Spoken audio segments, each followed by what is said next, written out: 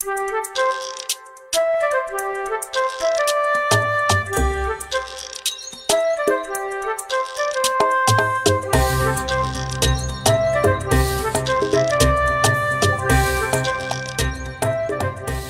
Golden Bird. A certain king had a beautiful garden, and in the garden stood a tree which bore golden apples. These apples were always counted, and about the time when they began to grow ripe, it was found that every night one of them was gone. The king became very angry at this, and ordered the gardener to keep watch all night under the tree. The gardener set his eldest son to watch, but about 12 o'clock he fell asleep, and in the morning another of the apples was missing. Then the second son was ordered to watch, and at midnight he too fell asleep, and in the morning another apple was gone. Then the third son offered to keep watch, but the gardener at first would not let him, for fear some harm should come to him. However, at last he consented, and the young man laid himself under the tree to watch. As the clock struck 12 he heard a rustling noise in the air, and a bird came flying that was of pure gold, and as it was snapping at one of the apples with its beak, the gardener's son jumped up and shot an arrow at it. But the arrow did the bird no harm, only it dropped a golden feather from its tail, and then flew away. The golden feather was brought to the king in the morning, and all the council was called together. Every one agreed that it was worth more than all the wealth of the kingdom. But the king said, "One feather is of no use to me. I must have the whole bird." Then the gardener's eldest son set out, and thought to find the golden bird very easily. And when he had gone but a little way, he came to a wood, and by the side of the wood he saw a fox sitting. So he took his bow and made ready to shoot at it. Then the fox said, "Do not shoot me, for I will give you good counsel. I know what your business is, and that you want to find the golden bird. You will reach a village in the evening, and when you get there you will see 2 inns opposite to each other, one of which is very pleasant and beautiful to look at. Go not in there, but rest for the night in the other, though it may appear to you to be very poor and mean." But the son thought to himself, "What can such a beast as this know about the matter?" So he shot his arrow at the fox, but he missed it, and it set up its tail above its back, and ran into the wood.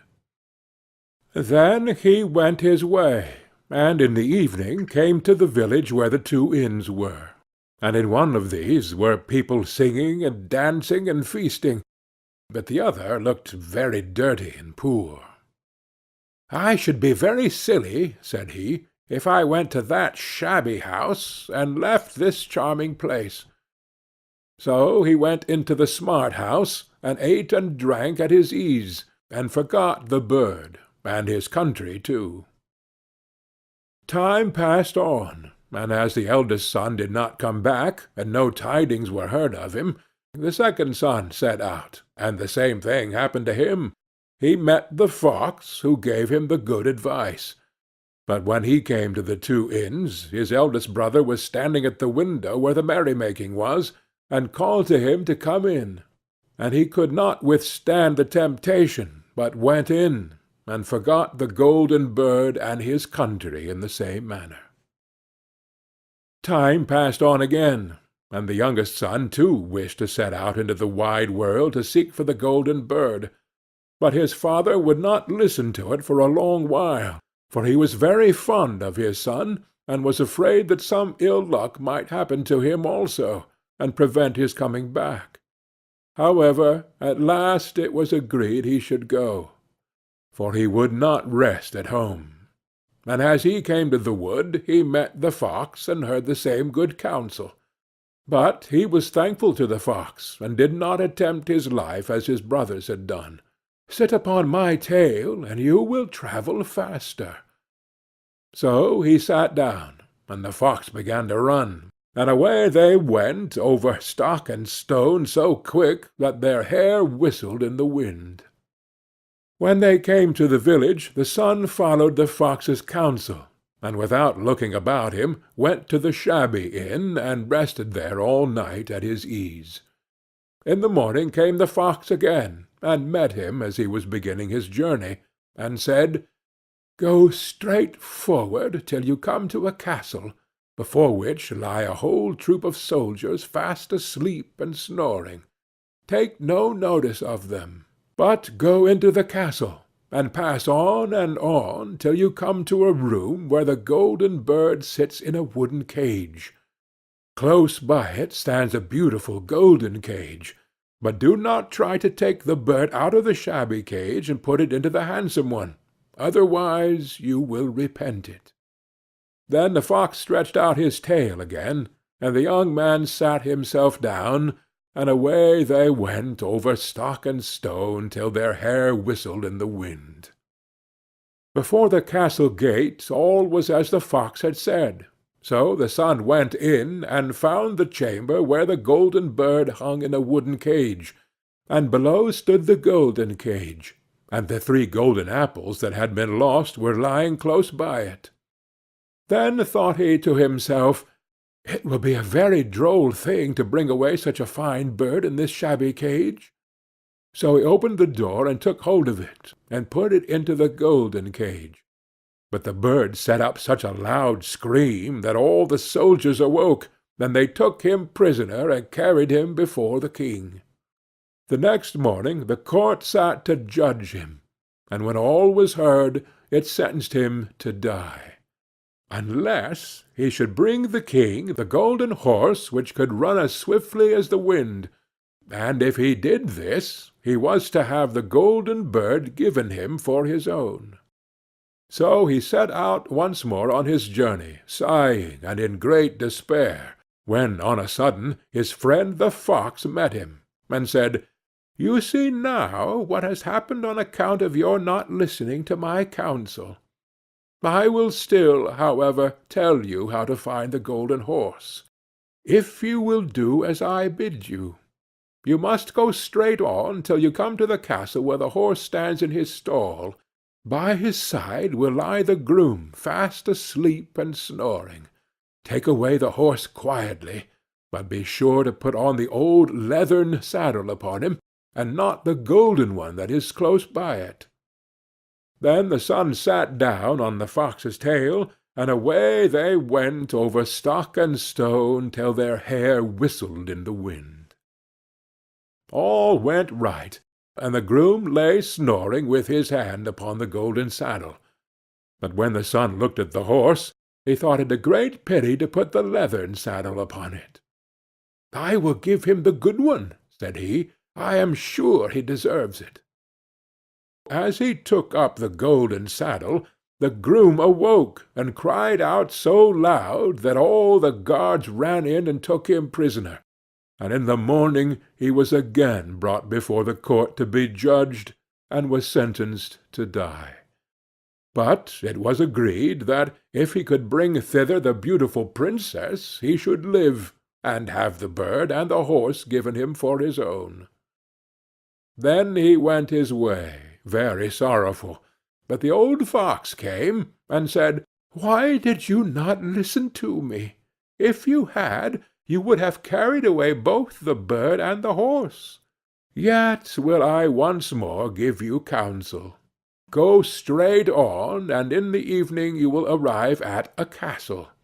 At 12 o'clock at night the princess goes to the bathing-house. Go up to her and give her a kiss, and she will let you lead her away. But take care you do not suffer her to go and take leave of her father and mother." Then the fox stretched out his tail, and so away they went over stock and stone, till their hair whistled again. As they came to the castle, all was as the fox had said, and at 12 o'clock the young man met the princess going to the bath, and gave her a kiss, and she agreed to run away with him, but begged with many tears that he would let her take leave of her father. At first he refused, But she wept still more and more, and fell at his feet, till at last he consented. But the moment she came to her father's house, the guards awoke, and he was taken prisoner again. Then he was brought before the king, and the king said, "You shall never have my daughter unless in 8 days you dig away the hill that stops the view from my window." Now this hill was so big that the whole world could not take it away, and when he had worked for 7 days and done very little, the fox came and said, "Lie down and go to sleep. I will work for you."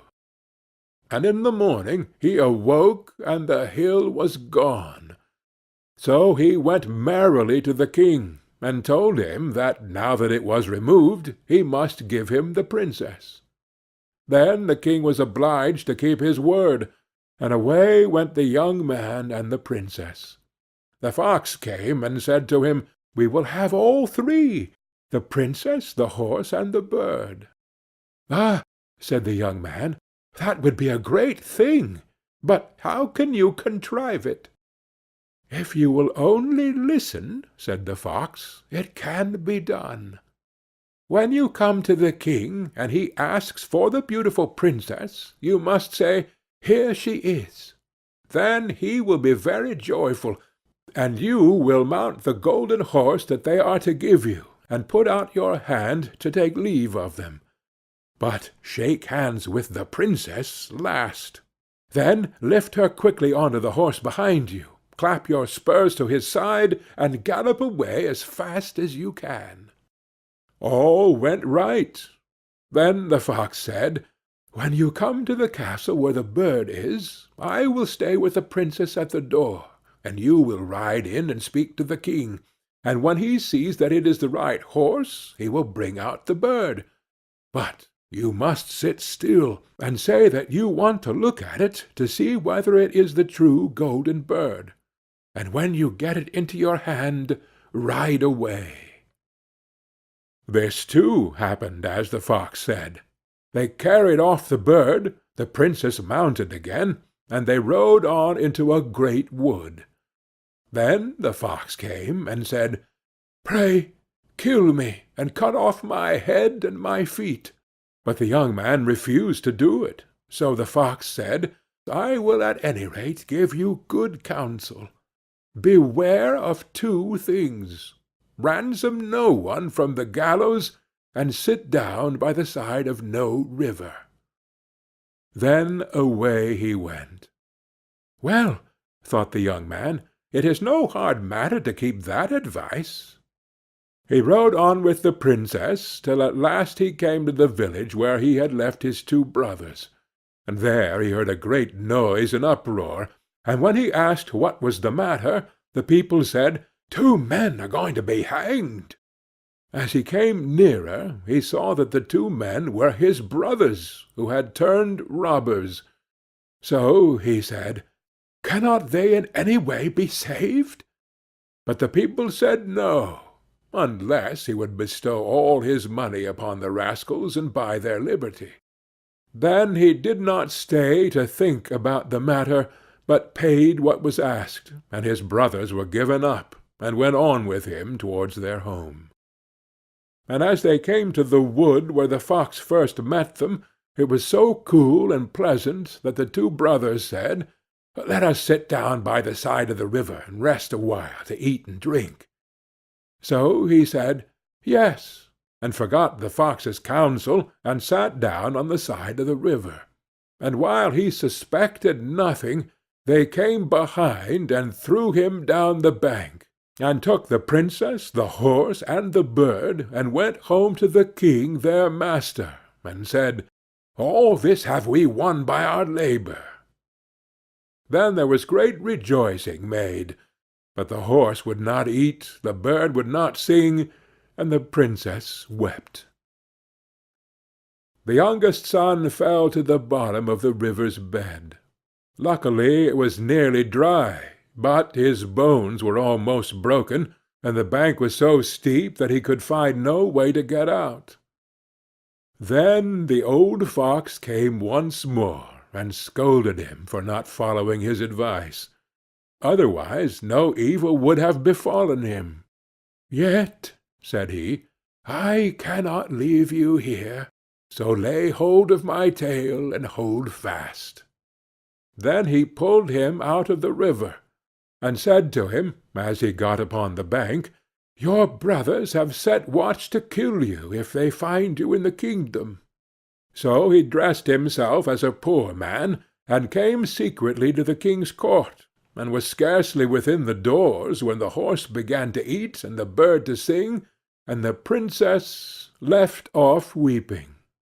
And he went to the king, and told him all his brothers' roguery, and they were seized and punished, and he had the princess given to him again, and after the king's death he was heir to his kingdom. A long while after he went to walk one day in the wood, and the old fox met him, and besought him with tears in his eyes to kill him, and cut off his head and feet. And at last he did so, and in a moment the fox was changed into a man, and turned out to be the brother of the princess, who had been lost a great many years.